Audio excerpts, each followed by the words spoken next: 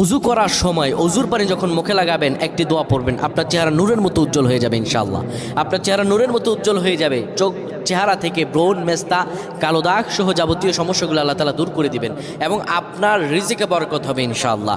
আপনার দোয়াগুলো কবুল হয়ে যাবে। অনেকের চেহারা সুন্দর কিন্তু তাকাতে ইচ্ছে করে না, মনে হয় চেহারায় নুন নাই, কিন্তু অনেকের চেহারাই কালো কিন্তু দেখতেও ভালো লাগে। যেমন এই যে বেলাল হাবশি, চেহারা দিকে তাকালেই শান্তির সুবাতাস বয়ে আসতো। সাহাবীরা যার চেহারা দেখে অনেক প্রশংসিত করিয়েছিল এবং যার কলব স্বচ্ছ ছিল।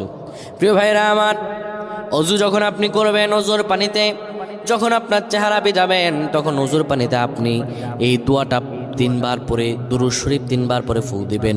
দোয়াটি হলো আল্লাহু নূরুস সামাওয়াতি ওয়াল আরদ, আল্লাহু নূরুস সামাওয়াতি ওয়াল আরদ। পানিগুলো নিয়ে সেই পানির মধ্যে আপনি ফু দিয়ে চেহারার মধ্যে লাগাবেন। আমার আল্লাহ রাব্বুল আলামিন